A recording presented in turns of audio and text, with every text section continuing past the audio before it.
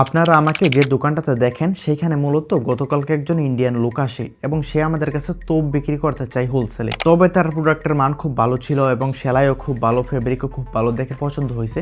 পরবর্তীতে তাকে জিজ্ঞাসা করলাম যে কত দাম, এবং আমিও আরবির থেকে কমিউনিকেশন চালিয়ে যাচ্ছি যেহেতু আমার কফিলও ছিল আমার পাশে। তো আমরা জিজ্ঞাসা করলাম যে দাম কত।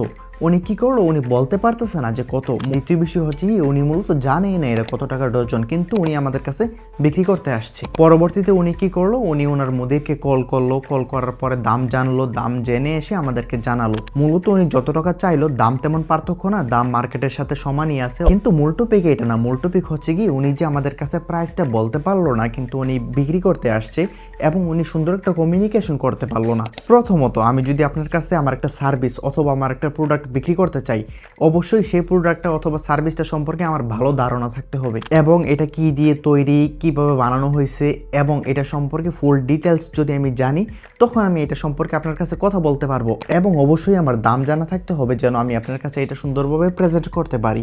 এবং সবগুলা বিষয় যখন আমি জানবো, আমি যখন আপনার কাছে সুন্দরভাবে বিষয়টা প্রেজেন্ট করব, তখন আপনি আমাকে বিশ্বাস করবেন, আমাকে আপনার ট্রাস্টেড মনে হবে এবং আপনি কেনার প্রতি ইন্টারেস্টেড হবেন। কিন্তু ঘটনাটা যদি উল্টা হয়ে যায়, আমি আপনার কাছে একটা প্রোডাক্ট বিক্রি করতে চাই, ধরতে পারেন যে আমি আপনার কাছে এই মাইকটাই সেল করতে চাই। এখন আপনি আমাকে এটা জিজ্ঞাসা করতে পারেন যে এটা নিলে আমি কিভাবে ব্যবহার করব।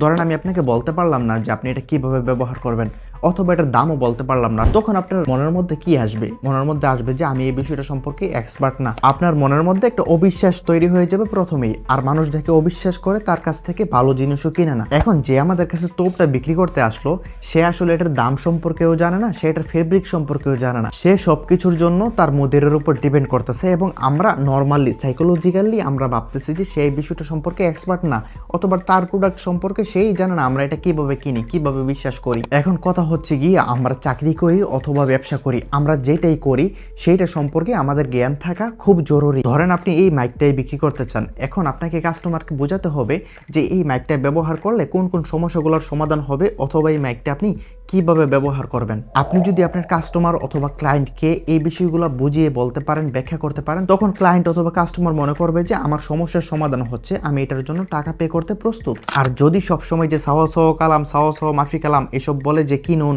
ইস্তিরি খালাস ইস্তিরি, ইদা ইস্তিরি ইস্তিরি, মায়ে ইস্তিরি মায়ে ইস্তিরি, এসব যদি বলেন, তখন আসলে কাস্টমার আপনাকে মনে করবে যে আপনি একটা ফ্রড অথবা আপনি একটা স্ক্যামার, অথবা যদিও কিনে সে ভালো একটা টাকা পে করবেন আপনার এই কমিউনিকেশনের জন্য। এখন মূল বিষয় হচ্ছে কি, আপনি চাকরি করেন অথবা ব্যবসা করেন, আপনি যদি ভালো কিছু করতে চান, আপনার চাকরি অথবা ব্যবসার স্থানটা উন্নত করতে চান, আপনাকে সুন্দর একটা কমিউনিকেশন শিখতেই হবে। আর আপনি যদি মিডল ইস্টে থাকেন তাহলে আপনাকে আরবিতে কমিউনিকেশন করতে হবে, এবং যত সুন্দর কমিউনিকেশন করবেন, যত ভালো আরবি বলবেন, তত কাস্টমাররা আপনাকে ট্রাস্ট করবে। আর যদি চাকরি করে থাকেন তাহলে আপনার বস অথবা আপনার মুদির আপনাকে সম্মান দেবে। এখন আপনি যদি চান যে আরবিতে সুন্দর একটা কমিউনিকেশন করার জন্য, আরবিয়ানদের মতো আরবি বলার জন্য, তাহলে আপনারা জানেন যে আপনাদের জন্য আমার 30টি ক্লাসের একটি আঞ্চলিক আরবির বেসিক টু অ্যাডভান্স কোর্স আছে। এই কোর্সের মোট 30টি ক্লাস আপনি আপনার সময় মতো করে দেখতে পারবেন, এবং কোর্সে 30টি পিডিএফও আছে যেন আপনি আপনার সময় মতো করে পড়তে পারেন।